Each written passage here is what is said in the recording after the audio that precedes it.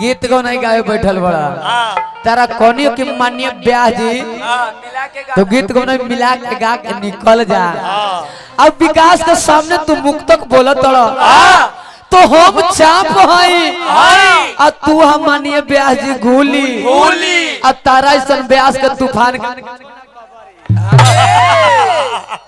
क्या बोल चिन्हात नहीं के लोहा तो कहता कि फाइबर है कहता कि मांस खाए के कहले ना ध्यान दो चिन्हात नहीं के लोहा तो कहता कि फाइबर है तूफान के छोड़ा मानिए ब्यास जी ये पूरा टीम में टाइगर है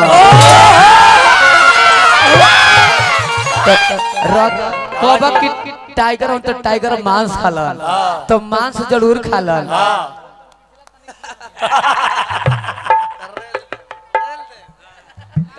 बबुआ जी भाव का लागल हो भजन के जने भाव लागल हो या वाह भैया जी रह जा तनी रुपया ले लेवे दो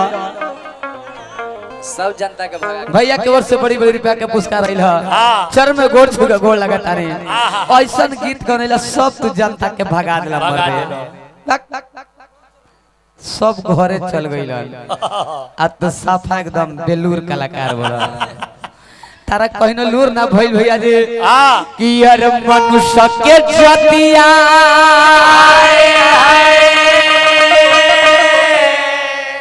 अरे ये कहीं रहूए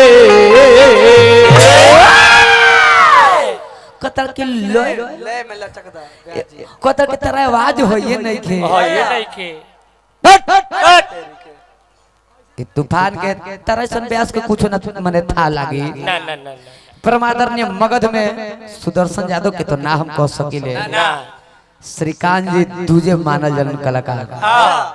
सिरजानंद पांडे जी मानल जलन वोनी से तू पता करी हो तूफान का कि तूफान का हो कौन रेंज में बिकेला तब वासुदेव जी एक दिन कृष्ण भगवान के सपना देते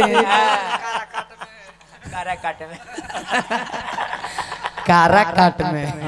तेरा सोफा तो कोने के तू बेलूरे के बेलूर रह जाबे भैया जी कि यार मनुष्य के जतिया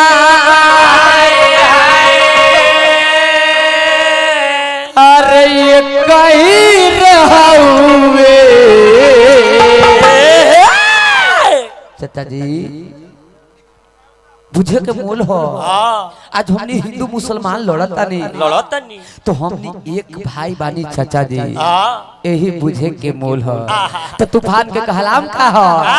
कि यार मनुष्य के जतिया अरे ये कहीं रहूए ता धारा मावाया लगा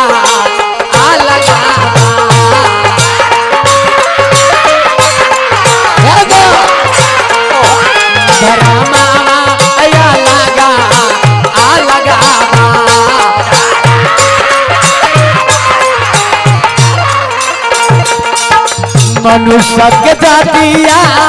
ये कहीं रहूए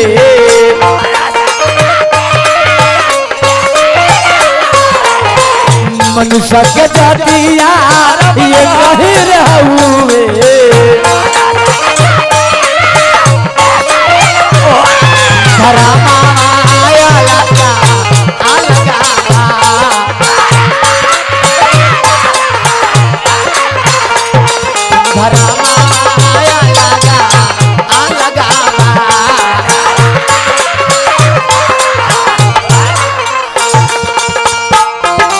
हरि के भजनिया तुम्हारा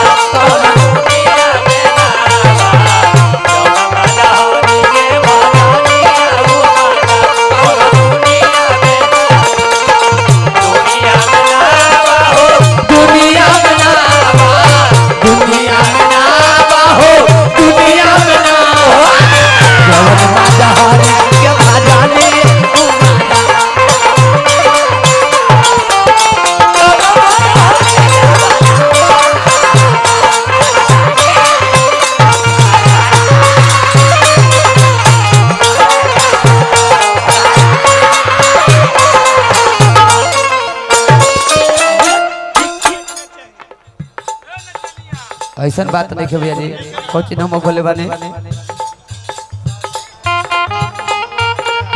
ससुरा एनटीपीसी युवा अध्यक्ष वीरमन सिंह के तरफ से हजारों रुपया के पुरस्कार दे दिया चरण में गोट छुके गोल लगे तो नहीं के पैसा के कोई काम मान के नहीं खे बाकी आशीर्वाद काफी हम नहीं जने तनी ने आ जाए ये न तनी और 3 गो बारूद तीनों लाइन पर रहो और 3 गो छोड़ के 4 गो बारूद अब तो कैमरे वाला भाई के तू छेकला तड़ू पछाड़ से तनी ने तनी आ जा कैमरा वाला भैया जी तनी घुमा के रुआ ले ये नहीं आ जाए कहबो घुमा के ले ही रहुआ चाचा जी बुझे के मोल है ये ध्यान दे के मोल है ए मैडम एगो ये नहीं आ जाए अलग हटा लो तनी आ जाइए ने हानो चारों कोना पर रहा हानो आई जने एगो रुआ तनी आ जाए हां ये जने चारों कोना पर रहे के बच्चा जे जने बुझे के मोल है हिंदू चाहे मुस्लिम चाहे सिख ईसाई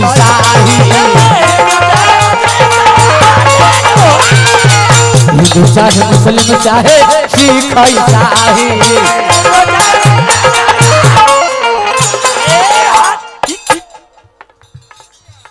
जीरो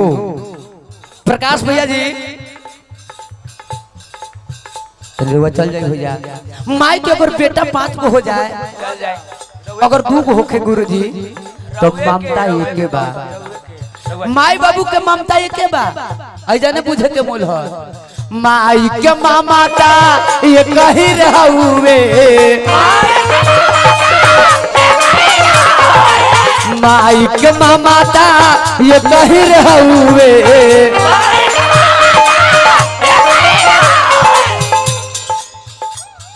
कमे बबुआ जी माई के ममता एक ही बा हां यही तोरी ओ धन बड़ा प्रकाश भैया जी सही बात है माई के मामाता ये कही रहउवे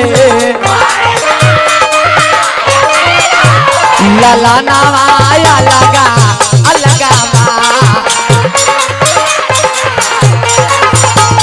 लाला नवाया लगा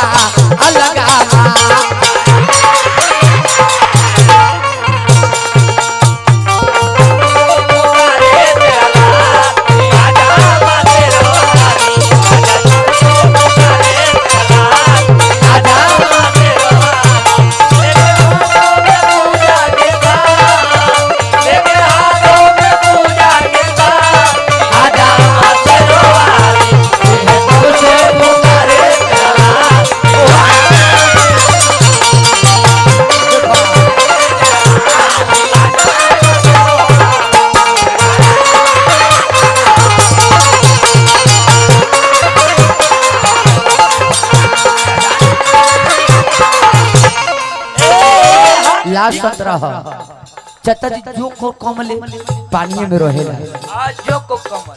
जोक और कोमल मानिए भैया जी जोक और कोमल दोनों पानी में रहेला सम्राट जी के कहलाम है बाकी अलग अलग दोनों के काम है अब तो कहब कि कोमल प्रमाण में बतावल गई है तने तू आ चल जा ना तारा खातिर इतना तरसत तानी तो चल ना जा जोक और कोमल दोनों पानी में रहेला बाकी दोनों के अलग अलग काम है कहे तो वो भाव लागल है बुआ जी जोक और कोमल दोनों पानी में रहेला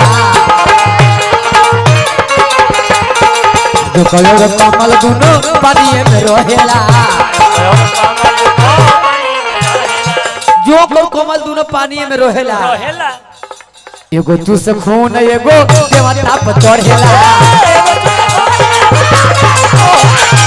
एगो तुझे खूना एगो देवता पर चढ़ेला ये प्रकाश ये बेलूरा के बतैबा के याद ना होई हाड़ मांस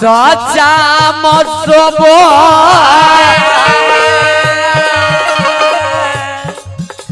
अरे ये कहीं रहउवे ले में तराना देवे के चाहिए मानिए ब्याही अब तो सुखल फराठी से चिलै बा तो गीत गो नहीं जमी ना अब तू गावत और तू अपन प्रत्यक्ष से देखो एगो तूफान के प्रत्यक्ष देखो हां जी फर्क हो जाई बबुआ जी कहे के भाव लगल हो बुआ कहा हाड़ मांस चामर सब ये कही रे हुए ए हाड़ मांस चामर सब ये कही रे हुए धरमाया लगा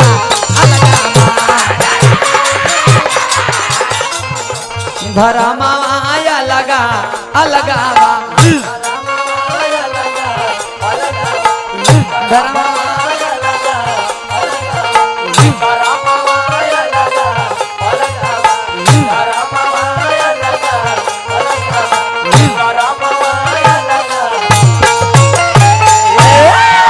गोल्ला गई नहीं है भैया जी